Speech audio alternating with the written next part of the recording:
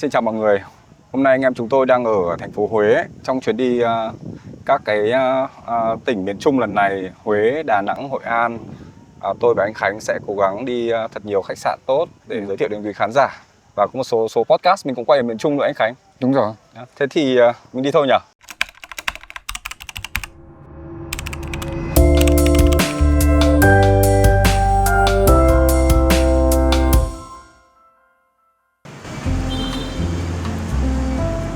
Chào mừng quý khách đến với khách sạn Siêu Pass Grand Huế Hotel and Spa. Chào em. Thế là anh em mình hôm nay quay lại Huế này. Nghe giọng Huế có thích không? Đang định nói đấy. Thế à? Nghe giọng Huế không thấy ngọt ngào, thấy khác hẳn. Không những ngọt ngào mà thấy nhân viên lễ tân khách sạn rất xinh nhỉ? Chào em. Dạ, anh chào Đây anh. là lần đầu tiên anh đến đây, còn anh này thì Đã ở đây rồi và đã quay lại. Dạ, chào anh. Em dẫn cho anh Hiệp đi xem khách sạn giúp anh được không? Dạ vâng, được ạ. Ok, Em bây giờ rất mình đi sẵn xem sảnh trước nhá. Dạ vâng, đây là khu vực sảnh chính của khách sạn. Thì ở đây sẽ gồm có 3 khu vực. Thứ nhất là khu vực sảnh chờ. Ở đây thì khách sẽ đi từ ngoài vào và đến check-in tại 3 quầy lễ tân ở đằng kia. Hiệp thấy cái lobby và khu vực này thích không? Đầu tiên anh thích là trần rất là cao này đúng không? Thoáng, đèn chùm rất là đẹp, hiệu ứng ánh sáng rất ok. Ngoài ra các bạn ấy có counter quầy lễ tân, có 3 quầy này cho khách vừa check in, check out. Thích nữa là các bạn nhân viên nữ này mặc quần áo dài rất đẹp, đúng không? em đang vừa thấy một anh lễ tân, vừa thấy máy quay, đã bao giờ thấy chỉnh dáng, vuốt tóc đấy. Thế mới gọi là hospitality chứ đúng Nhưng không? điều em ấn tượng đầu tiên ở sảnh này anh biết là gì không? Là gì? Anh không thấy tranh của bạn anh treo khắp nơi đấy à? Tranh này tại anh muốn giới thiệu cho khán giả sau là tranh của anh Bùi Hữu Hùng. Thì như em đã giới thiệu thì đây là khu vực quầy lobby bar. Ở đây thì sẽ mở cửa từ 8 giờ sáng đến 10 giờ tối. Khi mà khách vào thì mình có thể sử dụng thức uống cũng như là các loại bánh tại quán cà phê này. Dạ. Thì khi mà khách tới đấy á, thì không biết là anh chia sẻ là anh đã từng đi khách sạn rồi và đã quay trở lại, thì không biết lần trước mình đi khách sạn mình có sử dụng dịch vụ ở đây chưa ạ? Anh rất thích cà phê dừa ở đây. Dạ. Rất thơm, ngon và ngậy, quyện giữa dừa và cà phê, đúng không? Đúng rồi. Thế ngoài ra bọn em có món gì nữa không? Dạ, ở khách sạn thì nổi tiếng với các loại bánh. Các loại bánh này thì khách sạn, đầu bếp của khách sạn tự làm và tự phục vụ tại quầy của khách sạn luôn. Bánh này Hiệp ơi, tốt nhất là mời bạn cá heo xuống đây ăn bánh, bạn sẽ rất thích bánh ở đây. Dạ. Bánh kiểu Pháp, đúng không? Dạ. Chưa nói mà ông Khánh đã tiết lộ là lại mình lại phải kẹp zip ông cái heo đi. Quầy rất đẹp anh Khánh này. Bức tranh này có phải Hoàng hậu Nam Phương không em? Dạ đúng rồi, đây là Hoàng hậu Nam Phương. Thì bức tranh này được lấy cảm hứng từ vị hoàng hậu cuối cùng của triều Nguyễn, Hoàng hậu Nam Phương. Thì bà là một trong những người quốc mẫu rất là đáng kính của Việt Nam mình. Và từ đó thì họa sĩ Bùi Hữu Hùng đã lấy hình mẫu của bà để vẽ nên bức tranh này. Dạ. Và từ đó thì khách sạn cũng muốn là treo hình ảnh của hoàng hậu lên để vừa kết hợp cái nét hiện đại cũng như là cái nét cổ kính sang trọng, tạo nên cái điểm nhấn cho khách sạn. Anh Thành có nhớ hôm trước mình đi đâu mà cũng có một hoàng hậu mà anh Ở Legacy Yên Tử, nhà quần áo trang phục rất không? đẹp. Bảo Thanh. Bảo Thánh. Bảo Thánh, sorry. Ở đây này anh thấy trang phục, vừa nhắc đến trang phục xong. Đấy, hai bộ trang phục. Bộ màu vàng mình đoán chắc là của vua. Dạ đúng đấy, bộ màu vàng là bộ của vua, bộ màu đỏ là của hoàng hậu. Nhưng cái này là phục chế đúng không? Mọi người Dạ, may đúng theo đấy. thôi đúng không? Dạ. Hiệp có muốn thử không? Thôi anh ạ. Thử một lần. Anh có biết tại sao mà khách sạn treo những cái bộ trang phục này lên không? Tại vì ở khách sạn bên em thì có cái dịch vụ đó là cho thuê cổ phục để đi chụp ảnh. Dạ đúng rồi. Khách sạn thì có phòng trưng bày và cho thuê mượn cổ phục. Khách có thể mượn cổ phục để đi chụp ảnh trong khách sạn, hoặc là mượn ra ngoài để mình đến những cái điểm di tích đó mình có sẵn trang phục để chụp ảnh luôn. Dạ vâng, còn đây là khu vực sảnh chờ cho các khách mà đến check-in tại khách sạn. Thì ở đây mọi người có thể nhìn thấy là xung quanh có rất nhiều bộ bàn ghế với những kiểu dáng và phong cách khác nhau. Khách sạn cũng muốn mang đến cho khách hàng trong mặc dù là đến chờ để nhận phòng nhưng mà vẫn cảm thấy thoải mái. Bởi vì khách hàng trong lúc chờ nhận phòng thì có thể dùng cà phê tại khách sạn, hoặc là có thể làm việc cũng như là trò chuyện với bạn bè hoặc là các nhóm bạn đến gặp gỡ nhau. Đúng rồi, thích là bởi vì khi mình chưa có phòng đúng không? Dạ. Anh đến đây cũng được ngồi đợi welcome drink, uống nước ở đây hoặc bên kia uống cà phê. Dạ, đúng rồi. Nhưng đây nó được cái rất thoáng, rất rộng đúng không Hiệp nhỉ? Vấn đề này em Hiệp, anh Khánh chắc là rất thấu hiểu. Đặc biệt là cái mùa này. Dạ. Bởi vì là khách Việt Nam mình, khách nội địa mình luôn luôn đến check in rất là sớm, tiết kiệm tiền. Mày theo đoàn đông đúng không? Đi từ đêm hôm trước nếu mà đi tàu hoặc đi về máy bay giờ buổi Dạ. sớm để cho nó rẻ. Thì đến đây sẽ chờ mất khoảng 2-3 tiếng không có phòng. Sẽ phải ngồi đấy đợi. Thì khách sạn nào có cái khu vực rộng thế này thì ngồi chờ sẽ rất là thoải mái, dễ chịu. Ngược lại, ao thì lại ao trễ. Cũng cùng một mục đích tiết kiệm. Ở cho lâu. Ao trễ thì lại cũng vượt check out ra trong khi chờ ra máy bay, ra sân bay, Dạ. chờ ra tàu lại cũng có một chỗ này để ngồi đợi.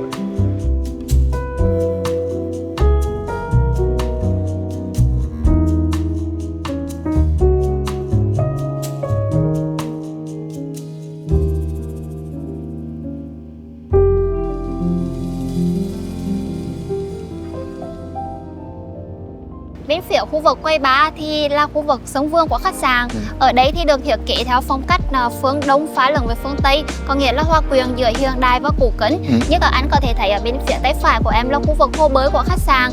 Ở đây thì là du khách đến đây thì rất là thích sử dụng hồ bơi, tại vì giữa cái không gian thoáng đãng của sân vườn thì du khách có thể tắm nắng cũng như là đọc sách và sử dụng dịch vụ ở đây. Dạ vâng. Anh cũng thích bể bơi này nhưng mà chắc là cá heo còn thích hơn nữa. Dạ. Tí nữa cho bạn Bây bơi giờ nhá. em nghĩ là cả anh và em đều rất thích rồi đấy. Tương đối Mình nóng thích rồi đúng chứ không? Ông Hiệp này có bao giờ bơi đâu mà. Thôi xuống ngâm thôi. Đây anh thích nữa là không gian vườn cây rất thích nhá. Đây là một city hotel nhưng hiếm có được một cái khách sạn trong thành phố có vườn cây xanh mướt và rộng như thế này. Em thấy mọi người giữ cảnh quan khuôn viên này rất là sạch sẽ. Dạ đúng rồi. Cây cối cắt tỉa rất là cẩn thận. Vườn cây được thích một cái nữa, mùa đông ở đây mà tổ chức BBQ này, uống rượu vang, trời lạnh lạnh mà không phê à? Đó. Đài phun nước nữa này. Dạ vâng. Quán cảnh ở đây thì luôn luôn được mọi người chăm sóc và tỉa cây hàng ngày, tưới cây hàng ngày. Bởi vì ở đấy thì em thấy rất là nhiều những cái cặp đôi người ta vào đấy để chụp ảnh cưới, hoặc là du khách khi mà đến khách sạn thì cũng rất thích khu vực này để check in. Dạ. Bên cạnh bể bơi này thì còn khu dịch vụ nào nữa không em? Dạ vâng, còn ở bên cạnh bể bơi thì có một địa điểm cũng rất là nổi tiếng của Siêu Pass, đó là spa. Dạ vâng, thì em mời các anh ghé vào spa để trải nghiệm thử nhé.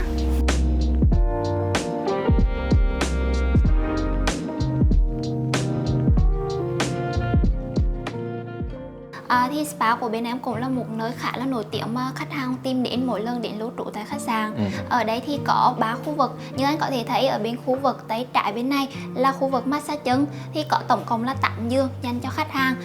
Còn bên phía tay phải của em thì là khu vực beauty salon. Khách hàng muốn sử dụng dịch vụ gội đầu có thể ghé, thì bên em luôn sẵn sàng 2 ghế và có thể làm cho khách mọi lúc. Tiếp theo thì mình vào khu vực trị liệu anh nhé. Khu vực trị liệu ở phía trong này có tổng cộng là 10 phòng và 18 giường. Bên em thì có các hàng giống như là hàng phòng đơn, hàng phòng đối và hàng phòng 4. Tùy khách hàng lựa chọn. Còn ở đây thì là khu vực locker, phòng thay đồ. Bên phía này là cả khu vực phòng tắm. Còn phía bên này là khu vực thay đồ và gương cho khách hàng có thể sử dụng. Trang trí của spa này rất là ổn anh Khánh nhỉ? Nhưng Vẫn vẩy rồng màu sắc rất đẹp, màu xanh của ngọc bích đúng không? mùi hương rất dễ chịu và nghe thấy cái rừng gội đầu dưỡng sinh mình đã muốn nhảy vào luôn rồi để mời mọi người đi xem tiếp. Mình thì không thích dưỡng sinh nhưng mình thích vào làm full body massage. Mình qua phòng trị liệu xem một chút mọi người nhé. Ok. Dạ vâng, đấy là căn phòng cho 4 giường. Thì căn phòng này phù hợp với những du khách mà mọi người đi gia đình. Thì những gia đình mà có 4 người hoặc là những nhóm, những hội bạn thân 4 người, thì những du khách đó khi đến khách sạn thì rất là thích sử dụng căn phòng này. Anh thấy đầu tiên là phù hợp với ekip của bọn anh 4 người làm đây luôn, vừa rất là thích nha. Không gian rộng rãi. Trừ ông cái heo không được phép vào đây. Khu này 16 cộng đúng không? Người lớn thôi, trẻ con không được dùng. Em thấy cái này hợp cho gia đình này, nhóm bạn này. Và kiểu như là cái dạng phòng như thế này các công ty du lịch họ rất là thích. Bình thường các khu spa, các khách sạn thì thường chỉ có phòng đơn, phòng đôi thôi. Thì nhiều khi một nhóm hoặc là cùng lúc nhiều người. Mà ở đây như Phương nói là có tận 18 giường đúng không? Như là những cái size nhỏ, group nhỏ là ok rồi. Trang trí ở đây cũng nhã nhặn này, từ màu sắc vẫn màu xanh của ông Hiệp thích này. Đây có ghế sofa ngồi cũng cũng được. Thế xong rồi vẫn cái đệm này rộng. Sofa này thôi chứ còn không ai ngồi đây đâu. Mời lên thớt luôn.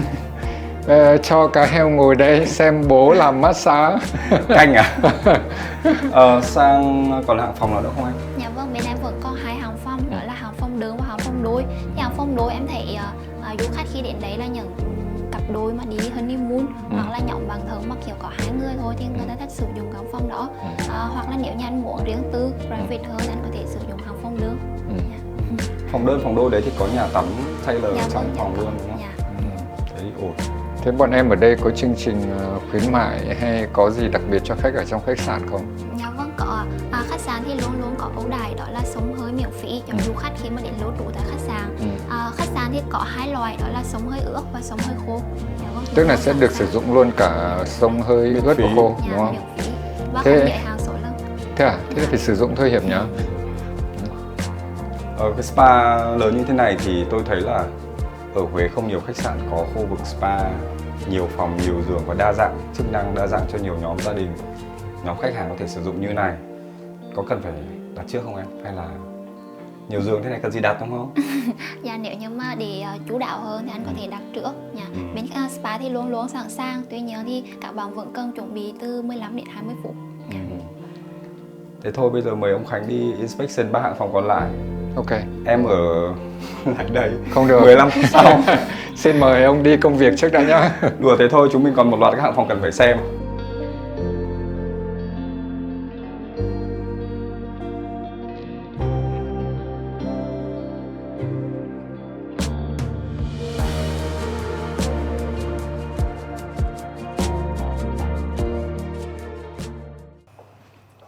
Dạ vâng, tọa lạc tại trung tâm thành phố Huế thì khách sạn Siêu Park Grand Hotel and Spa có tổng cộng là 198 phòng.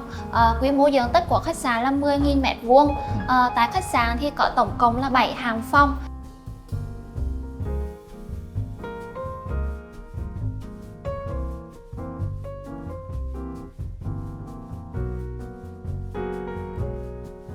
Dạ vâng, đầu tiên thì đấy là căn phòng Presidential Suite. Căn phòng này có diện tích là 114 m² và tông màu chủ đạo của phòng là tông màu đỏ. Nó thể hiện sự đẳng cấp, xa hoa và đúng với cái tên gọi của nó, đó là phòng dành cho những người quý tộc hoàng gia. Dạ vâng. Căn phòng này thì có 3 khu vực. Nơi mà chúng ta đang đứng đây là khu vực phòng khách. Dạ. Phòng này rộng, thích. Màu sắc này em nói đúng, anh cũng thích cái màu đỏ này với màu đen này, nó cũng khá matching, cũng phù hợp với nhau. Bộ bàn ghế sofa này rất rộng. Ở đây em thấy phải có, nếu mà tính ở đây phòng khách này là 2 cửa sổ, bên này một cửa nữa, bên này một cửa, tổng cộng cả phòng này là 4 cửa sổ lớn nhìn ra. Phía ngoài kia là sông đúng không em? Dạ đúng rồi, nhìn ra là view sông. Sông An Cựu à? Dạ, nhìn ra sông thì đó là sông An Cựu, một nhánh nhỏ của sông Hương. Thì khu vực này vẫn thiết kế với tông màu đỏ chủ đạo, nhìn rất là ấm cúng. Ở đây thì có nơi để hành lý, nơi treo áo quần, tủ đựng áo quần và bàn trang điểm. Cái này để hành lý rất rộng, rất thích, và mình rất thích các phòng ngủ của Sinpas là cây gỗ này rất đẹp và chất lượng rất là tốt. Màu sắc cũng rất là dễ chịu, ăn nhập với luôn tông màu này luôn.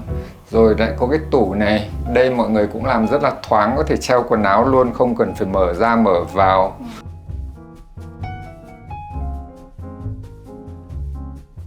Phòng này thì là phòng ngủ lớn.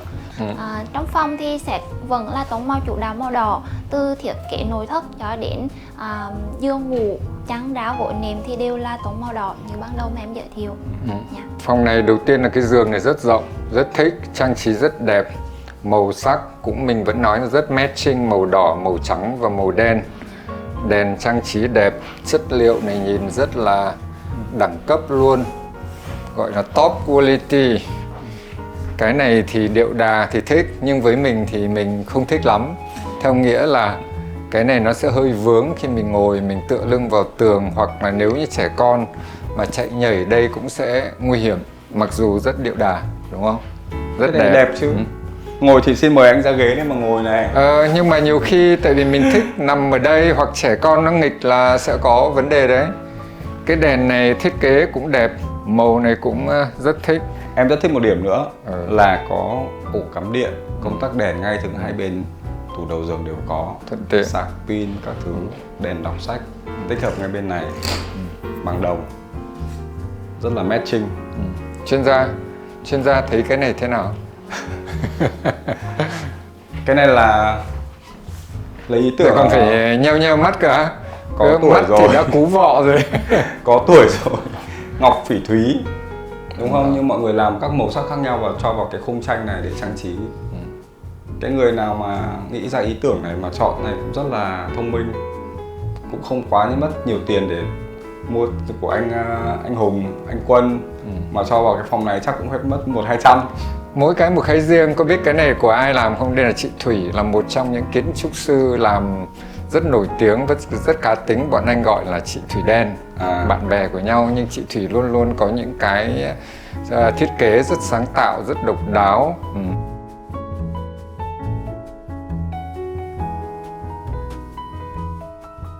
Dạ vâng, con phòng này là phòng ngủ nhỏ. Thì phòng này có 2 giường đơn. 2 giường đơn thì nó vẫn sẽ là tông màu chủ đạo màu đỏ. Và được thiết kế để dành cho những cái hộ gia đình mà có bố mẹ hoặc trẻ con thì các em bé sẽ ngủ ở phòng này. Phòng 2 giường này nhưng mà khá rộng và cái khoảng cách nó rộng, đi lại nó vẫn tiện hơn. Khác những nơi khác là 2 cái giường nó chập lại với nhau tại vì không gian nó bị chật. Màu này cũng giống phòng màu bên kia, cũng rất ổn. Đây có vực này, tivi màu đen, gỗ màu đen này cũng rất matching với nhau, rất vừa phải. Nhưng cái mình thích đầu tiên là cửa sổ rộng, thoáng, kéo ra ngoài nhìn cũng thích. Thực ra em thích phòng này hơn ở cái điểm là em thuận, tức là em muốn nằm bên này mở mắt sang nhìn hay nhìn sang bên phải thì thấy cửa sổ. Phòng bên kia là em phải nhìn sang bên trái. Nó là do cái thói quen sinh hoạt thôi, nó thuận hơn. Còn cái diện tích này trẻ con chạy nhảy quá thích, phòng này 2 đứa mà sử dụng thì ổn. Bên kia bố mẹ, bên này con cái. Đúng rồi. Quá rộng rãi.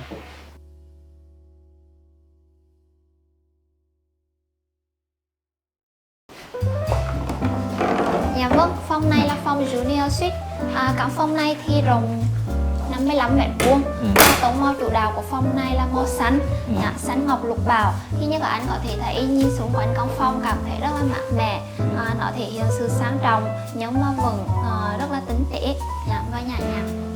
Mạnh mẽ thì chưa chắc, nhưng mà anh thích màu của phòng này. Chắc là vì anh không phải là vua chúa cho anh thích màu này hơn. Người Hà Nội cành Hải Phòng gốc, nghe nhầm rồi, em mới bảo là mát mẻ chứ không phải là mạnh mẽ. Sorry đấy. Em Nghe rất thích phòng này anh Khánh ạ. Yeah. Rất thích luôn.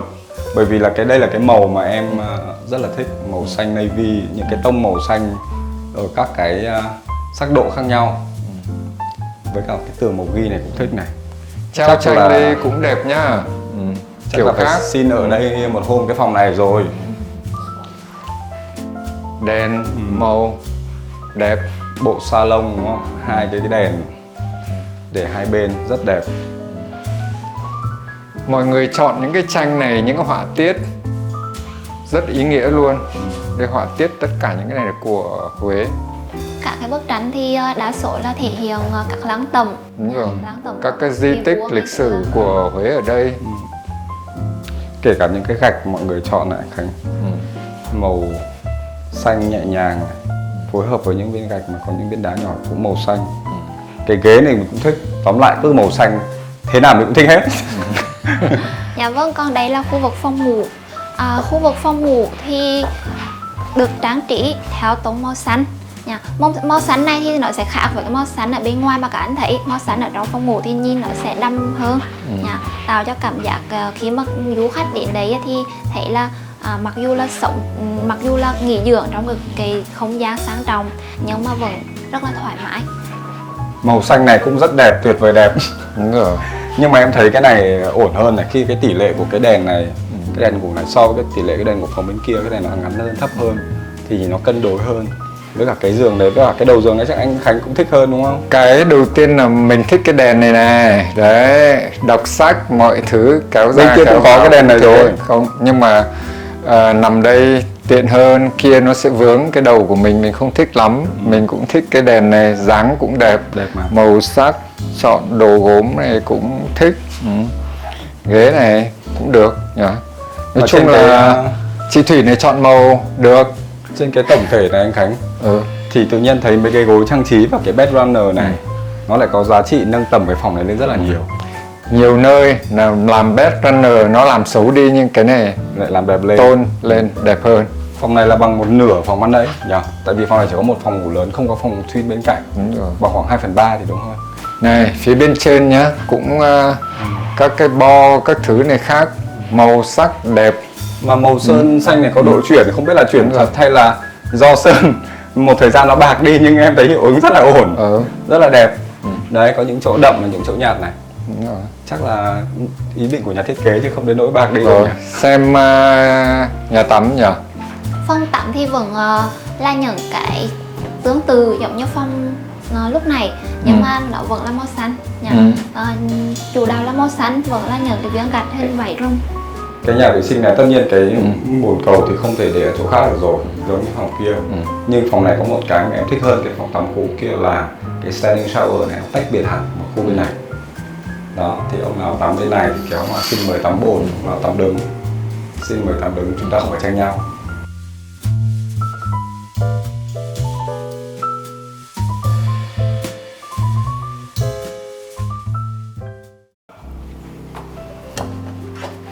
Dạ vâng, còn hàng phong này thì là hàng phong Premium Classic.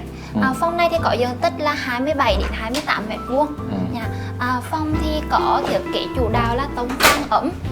Du khách vào đấy thì khách sạn muốn hướng đến cái tông màu vàng là thể hiện lại cái thời vàng son của Triều Nguyễn ngày xưa. Dạ vâng.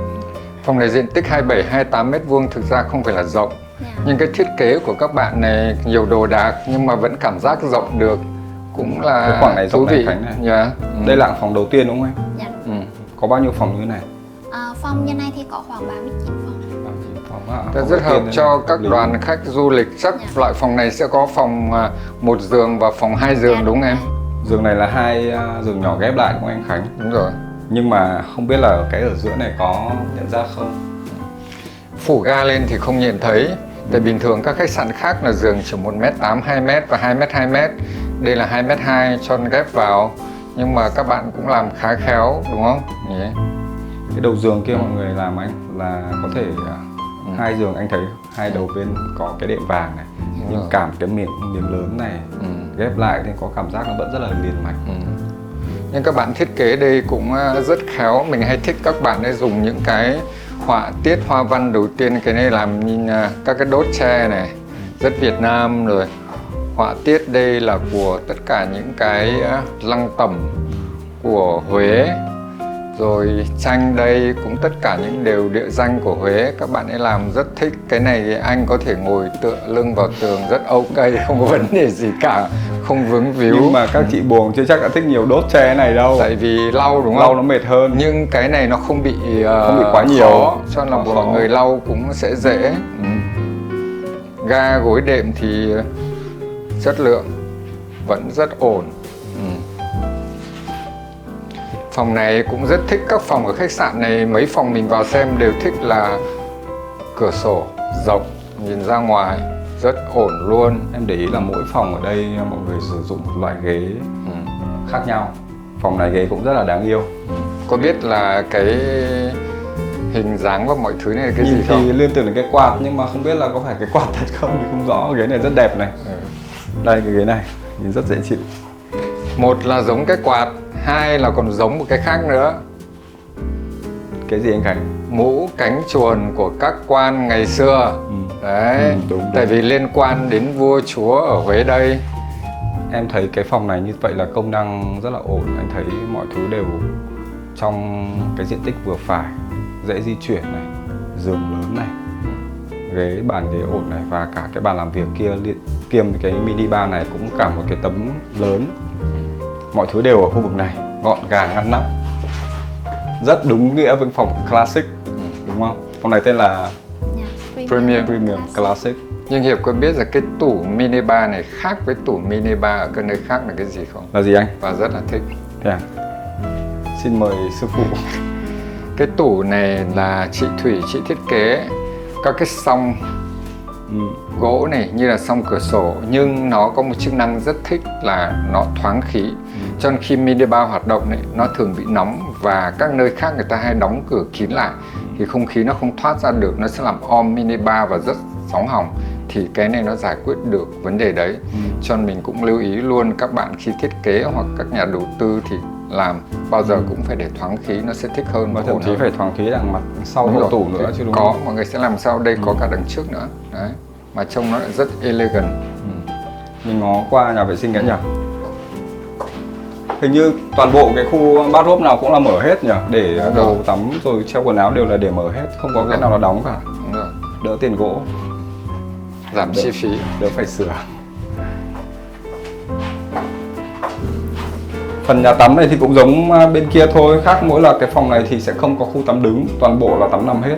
Đúng không em? Dạ đúng rồi, với cả là anh nhìn thấy phương cảnh của phòng này, phương cảnh của nó sẽ khác với những hàng phòng còn lại lúc này. Cái hoa văn ở đây thì mình làm theo cái hoa văn tấm gương của các nhà vua của cung đình. Cái này là họ chạm khắc chính dựa lên trên cái đá này luôn. Dạ. Họ tiết cung đình. Thực ra cái này không phải là gạch mà cái này là đá. Cái đá này rất thích.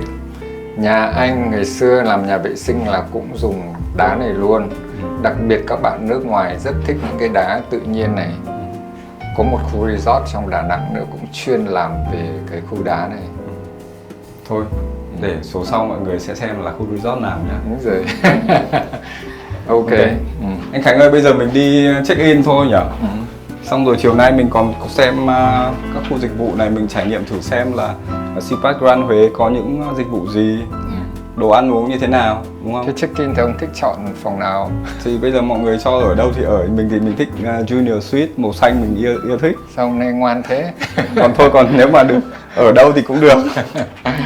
Xin mời.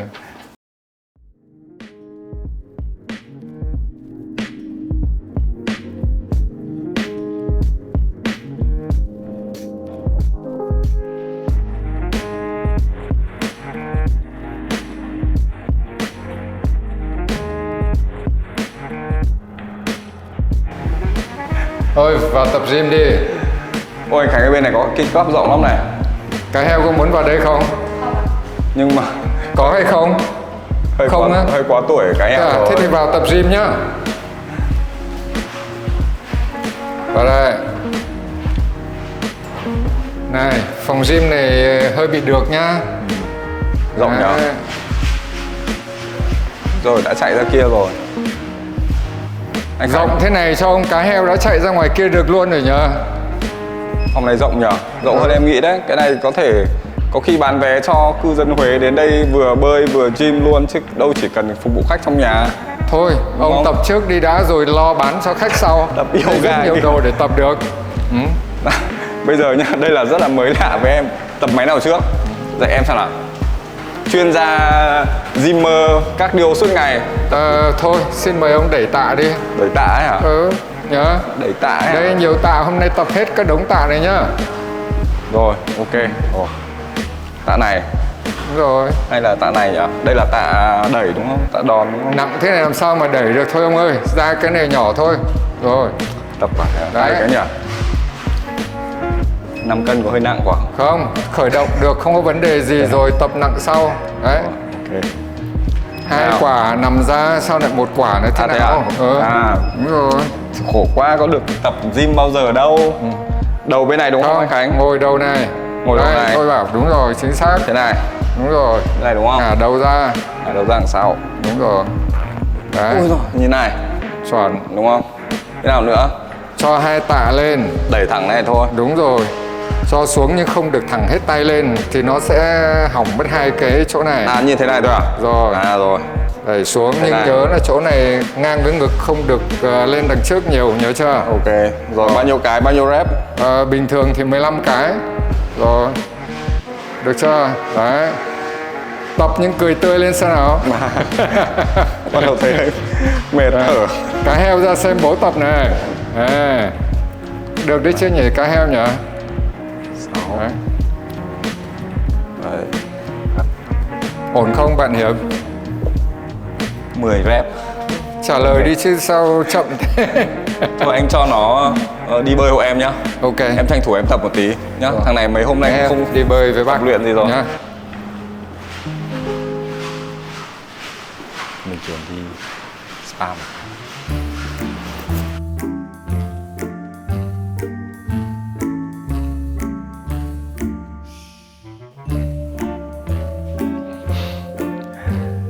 Tranh thủ lừa được ông già trông hộ con, mình tận hưởng một chút. Đi quay hotel tour nhưng vẫn phải trông con bình thường.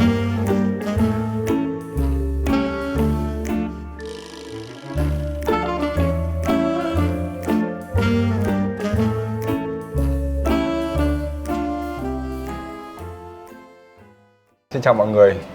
Sau khi chiều ngày hôm nay thì có tập gym. Anh Khánh chắc cũng tập luyện rồi đi bơi đúng không? Không có tập mấy đâu, ông trốn chúng tôi còn gì đúng không? Sao biết? Bây giờ tôi đã nghe thấy mật báo rồi. Thì tối nay anh em ekip, anh Khánh, Hiệp có được mọi người mời. Hôm nay chị Ngân sẽ mời một số món đặc biệt của Siêu Quát Grand Huế. Đúng không chị Ngân? Rất hân hạnh được chào đón hai anh tại khách sạn Siêu Quát. Hôm nay chị Ngân cho anh em Hiệp và anh Khánh ăn món gì đấy chị? Hôm nay thì em đã chuẩn bị cho đoàn của mình là có 3 món đặc sản có 2 món đặc sản của Huế. Món thứ nhất là cơm hến, món thứ hai là bún bò Siêu Quát, món thứ ba là heo cuồng. Lý do vì sao mà em lại chọn món cơm hến và món bún bò Huế để giới thiệu với các anh và giới thiệu với du khách thì sẽ có cái đặc biệt. Đây luôn rồi. Cảm ơn em. Trông cũng khá hấp dẫn nhỉ, mặc dù chưa được ăn. Dạ vâng ạ.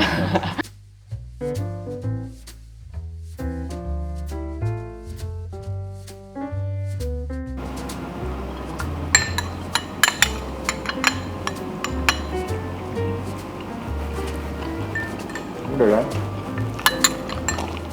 Ngon. Mà ngon thật á. Ngon. Cái này nó ngon, em biết tại sao? Tại vì là khi cái chắc là vì nó vào, nó rất là quyện. Và ăn mình thấy quyện được đầu tiên là cái mùi của ruốc đúng không? Mắm ruốc. Dạ vâng. Mắm ruốc. Nó có vị rất đặc biệt, nó không giống như những cái mắm khác. Thứ hai là mình rất thích ở trong đây là có lạc này, có bì lợn đúng không? Ăn hơi giòn giòn, Thơm béo béo. thơm. Cái này nó hơi đậm cho nó thích hơn và nó dậy cái mùi. Em phải thêm một miếng ớt nữa. Xin mời. Thêm thật ạ. Nhưng mà anh vẫn còn thiếu thêm một cái nữa, là đó là cái món ăn là nấu từ tâm huyết của bọn em.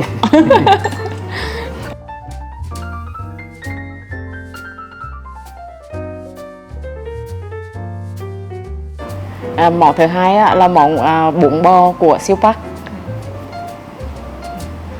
Thì món này là có đặc biệt ở Siêu Quát là mình được phục vụ tại bàn với một cái nước dùng rất là nóng. Ngửi mùi đã thấy thơm rồi. Mùi thơm là rất quyện, của thịt, của lá xả có đúng không? Dạ vâng. Rót này xong mình phải ăn luôn nó mới ngon. Dạ vâng. Mình thường hay nhắc các bạn là công của bếp người ta làm, mà mình để nguội ăn nó sẽ không ngon. Cho anh em mình sẽ thử nhé. Đầu tiên thì Khánh nhìn thấy nó sẽ khác là đây của chị không có tiết. Dạ vâng. Đấy, cô đúng không? Dạ vâng. Thứ hai là ngày xưa đấy thì mình cũng hay ăn bún bò Huế, và cũng có một cái quán để bán bún bò Huế, nhưng mà bọn mình là cho trứng chim cút này, cho giò này vào đây này. Đấy. Chị ăn Khánh lấy cho chị một chút nhá. Rồi. Dạ. Mình làm nên Một mình thử nữa nhỉ? Xem câu này Em nói thấy đúng hay nói sai có chứ. thịt bò tái cái kia anh Khánh. Đấy. Cái khác biệt là như thế đấy. Ở Hà Nội là thịt bò như là thịt bò chín, hoặc là gầu hoặc là nạm. Bò chín, ở đây thịt bò tái. Mình dùng ở Siêu Quát là dùng bò mì và cũng là xương bò mì. Và cái đặc biệt nữa là mình ăn ở ngoài thì cái chả cua chỉ là chả cua, nhưng mà ở đấy là chả cua bọc trứng cút, rất là đặc biệt. Mời anh dùng thử. Cái này thì nghe cũng đã hấp dẫn rồi, phải ăn thôi. Chắc là mấy ông sau camera kia đang rất thèm đây. Cho thèm đi. Lúc bê vào rót mùi ngửi lên mình đã thấy thích rồi. Ăn thử miếng chả cua.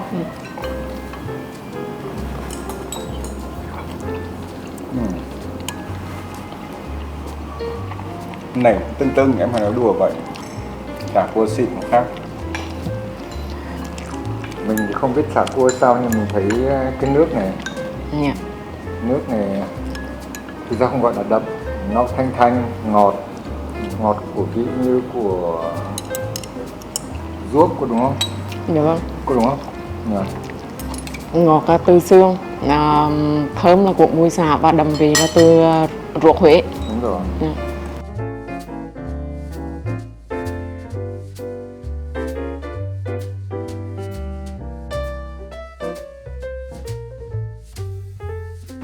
Ui, vẫn còn món nữa anh Khánh này. Món này mới là Dạ. món chính mà, đúng không chị Ngân? Dạ vâng ạ, đây là món chính thăn heo cuộn. Ăn kèm với khoai tây nghiền và các loại rau củ với sốt mù tạt và sốt pesto tự làm. Em cảm giác như món này thì là xuất phát của nó không phải là món Việt Nam đúng không chị? Dạ vâng ạ. Tại thấy Thế sao hôm nay chị lại giới thiệu món này? Dạ thì vừa rồi á là khách sạn có đi thi một cái chương trình là gà Mỹ. Thì bọn em cũng có dùng món cũng làm là gà cuộn nấm. Và muốn thay đổi một chút, muốn làm một chút và đưa món mà vừa rồi chiến thắng vào trong menu thì là đổi lại thành là đây là flexing, Dạ. giới thiệu món đạt giải, nhưng mà đây là twist lại dùng thịt heo. thịt heo thì vâng. Đấy. Cái này là phải qua một chút sốt mô tạt. Dạ. Em lấy chị. Em tưởng Tự múc sốt được. Rồi. Em lấy sốt cho anh rồi mà. Tôi thấy cái ông này kỳ quá, cho con đụng tí rồi. Cả nhà nha. mời anh ạ. Vẫn còn đang giòn và giữ được thẩm của miếng thịt. Phải nói anh Khánh. Mình cảm giác đầu tiên là các bạn ở trong Huế này là ăn hơi mặn, hơi đậm. Từ lúc đấy mình ăn món cơm hến, bún bò Huế và món này. Nhưng lần này thì mình không chê là mình nghĩ là nó hơi đậm đậm này, ăn nó mới thích đúng không? Bởi vì thịt nó rất ngọt. Đó. Dạ vâng. Trong cả ba món ấy, em nghĩ là em vote cho món cơm hến. Món đầu tiên, món này thứ hai, món bún là thứ ba, bởi vì là hai người ăn tranh hết bún của em. Dành cho miếng thịt to nhất còn đòi gì nữa. Nhưng mà mình thích miếng sườn chứ không thích miếng móng. Đùa với thời ngon chị ạ. Dạ vâng. 3 món, mỗi món có một kiểu. Nhưng cái vị của cái món này cũng đặc biệt, cũng lạ. Nước sốt ăn ngon, thịt rất là ngọt. Cảm ơn chị rất nhiều, cảm ơn toàn bộ anh em phục vụ tổ bếp đã cho em và anh Khánh được trải nghiệm bữa ăn rất là ngon và đáng nhớ này. Thì hy vọng là còn hôm nay ngày mai mình có thời gian mình ăn thêm vài lần nữa. Ok. Em cũng cảm ơn anh Khánh, cảm ơn anh Hiệp, cảm ơn đoàn của mình đã đến khách sạn và em cũng hy vọng là đoàn mình sẽ ở lại lâu hơn, ở lại dài hơn để mà thưởng thức hết tất cả các cái món của khách sạn và rất hân hạnh được phục vụ các anh. Xin chân thành cảm ơn.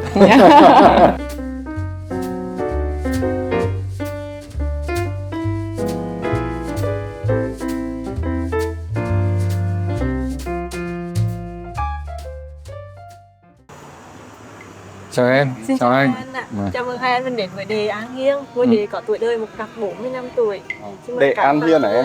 Dạ, Đề An Hiên mình nghe là đúng ạ. Hơi lạ. Vì ở vùng đất này là vùng đất dinh vua phủ chúa. Trước đó thì các chúa Nguyệt đã chọn vùng đất Kim Long này để làm thủ phủ đóng đô rồi. Về sau này được các vua Nguyễn chọn bán cho hoàng tử công chúa để xây những phủ đề của mình. Phủ là tên gọi dành riêng cho nhà ở của hoàng tử, còn đề là tên gọi dành riêng cho nhà ở của công chúa. Tức là cứ nữ thì là đệ, Đúng rồi. còn nam thì là phủ. Đề An Hiên là tên gọi đầy đủ của ngôi nhà này.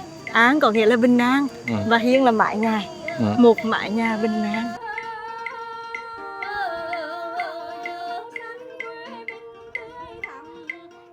Hình dạng ở nhà vườn An Hiên nó đặc biệt hơn những ngôi nhà cổ khác.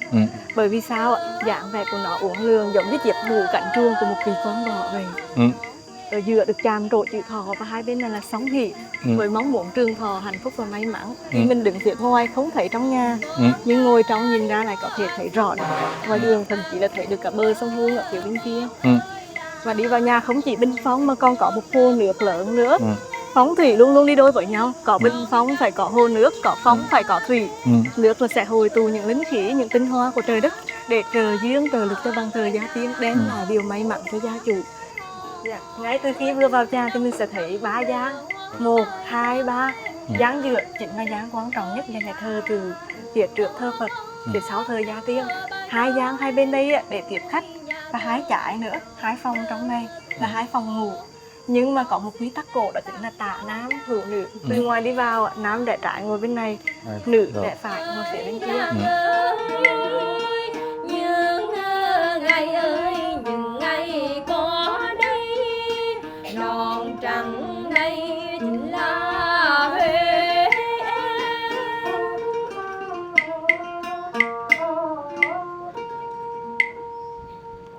Hiệp thấy nhà vườn An Hiên này thế nào? Đúng là vua chúa hồi xưa ở thích nhỉ? Hay chuyển về đây mà ở?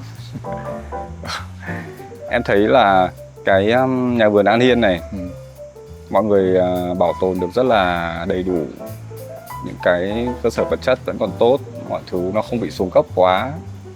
Giữ được nguyên đồ gỗ cũ này, những bát đĩa, những cái khay cổ, các thứ cũ hồi xưa này. Và vừa rồi lại có cả buổi sáng từ 9 giờ đến 11 giờ sáng lại có đàn ca, đúng không? Ban nhạc chơi nhạc cung đình để cho mọi người xem, khán giả đến đây, khách du lịch đến đây tham quan nhà vườn An Hiên có thể thưởng thức được. Trên tinh thần đánh giá tổng quan thì anh thấy trải nghiệm siêu Pass Grand Huế và thêm cả phần trải nghiệm An Hiên này thì anh thấy như thế nào? Đầu tiên anh thấy thích là location, tức vị trí này rất thuận tiện này. Ngay bên khu vực sông Hương, đi lại ra ga cũng rất gần, mình có thể đi bộ ra ga được. Cái thứ hai là cái kiến trúc, anh thấy cái kiến trúc này nó cũng khá là hợp lý. Đây là kiến trúc kiểu Đông Dương để kết hợp với cái kiểu mà cổ điển ngày xưa của thời vua chúa nhà Nguyễn ngày xưa. Đây thiết kế này cũng có một công ty cũng khá nổi tiếng ở Hà Nội là công ty NKB, là công ty của Pháp làm thiết kế. Nói về kiến trúc và nội thất thì mình thích là các bạn ấy làm landscape, cảnh quan môi trường xung quanh cũng rất ổn, bể bơi đẹp. Nội thất thì bạn Thủy Đen làm cũng ra chất của bạn ấy luôn, cũng ra chất của Huế ở đây, các họa tiết hoa văn rất thích. Còn ăn ở thì anh nghĩ là rất ổn. Sáng nay anh buôn chuyện với cái heo bảo rất thích và thích đi theo bố, tại vì ở đây ăn ngon, ở thích. Còn gì thì em bổ sung thêm. Với 198 phòng như thế thì em thấy ổn. Từ những phòng hạng phòng đầu tiên đến những hạng phòng thứ 2, thứ 3, đặc biệt là hạng phòng đầu tiên như thế vẫn rất là rộng rãi, trang thiết bị rất là ổn. Gần như là không có gì để chê về mặt trang thiết bị. Design mọi người chia thành 3 cái theme màu sắc: vàng này, xanh, gọi là các sắc độ xanh lam, đúng không? Và cuối cùng là màu đỏ. Nhưng em thì thích cái phòng ở Cái hay hơn Junior Suite nhất. Junior Suite. Nó nhẹ nhàng, nó cảm thấy nó mát mẻ. Rất tiếc cái chuyến trải nghiệm lần này á, thì cái không gian đẹp em cũng mong chờ để xem ấy là không gian hai nhà hàng Phương Nam và nhà hàng Olivio là nhà hàng Ý. Em cũng rất thích đồ ăn Ý, thế nhưng hai nhà hàng lại đang trong quá trình nâng cấp nội thất. Thế nhưng còn lại về đồ ăn thì sous chef chị Ngân và anh em chị em tổ bếp và rất nhiều chị em làm bếp như em đã nói ngày hôm qua, và phục vụ mọi người nấu đồ rất là ổn, rất là tâm huyết. Và cái bếp em thấy tinh thần nhân viên làm việc mọi người rất là vui vẻ, năng lượng. Em nghĩ là môi trường làm việc của siêu Pass cũng là một môi trường rất là đáng để có thể join cùng. Nói đến nhân viên thì mình phải add thêm một chút là các bạn nhân viên đây rất dễ thương, đúng không? Giọng nói Huế luôn, lại càng thấy thích. Với xong nhân viên xinh xắn, quần áo trang phục đẹp. Các bạn nam giới, từ nhân viên phục vụ bể bơi đến phòng tập thể dục đến nhà hàng, các bạn cũng rất chi tiết, rất chỉnh chu. Cái em nghĩ là cái phần dịch vụ nó còn tốt hơn cái phần trang thiết bị. Bởi vì tất cả nhân viên mọi người, đặc biệt là người Huế, mọi người rất là, mình cảm giác mọi người rất là chân thành, rất là tốt và luôn luôn là available cho khách. Mà cái sự chân thành, sự dịch vụ tốt này nó là từ bên trong Trái tim. Họ rất tự nhiên, chứ không phải là họ đóng vai hay là không gò, không gồng lên, đúng không? Không bị gọi là quá chuyên nghiệp. theo cái hướng tiêu cực, mà đây là sự rất là tự nhiên, họ rất là chân thành với khách, thì em nghĩ em đánh giá rất là cao dịch vụ của Sipas Grand Huế. Đấy, còn đấy là về mặt tổng thể hồ bơi ước gì to hơn được một chút, đúng không?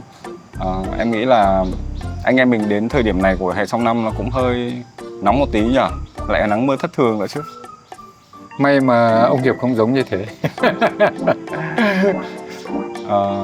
Hy vọng là anh em chúng tôi với trải nghiệm Sipas Grand Huế này cho mọi người một cái nhìn khái quát về khách sạn Sipas Grand cũng như là khu vực nhà vườn An Hiên này, một cái thành phần không thể thiếu của khách sạn. Mọi người có cái nhìn tổng quan về dịch vụ, mọi người có cái nhìn rõ hơn về anh chị em nhân viên trong ngành khách sạn, mọi người thì trong khách sạn phục vụ khách như thế nào, nói chuyện ra làm sao, và đặc biệt là đồ ăn của Sipas Grand cũng là một cái dịch vụ rất là đáng mong chờ mỗi lần ghé thăm Huế và ghé thăm khách sạn. Cảm ơn mọi người đã theo dõi chương trình và hẹn gặp lại mọi người ở trong những số tiếp theo với những khách sạn tiếp theo. Xin chào và tạm biệt.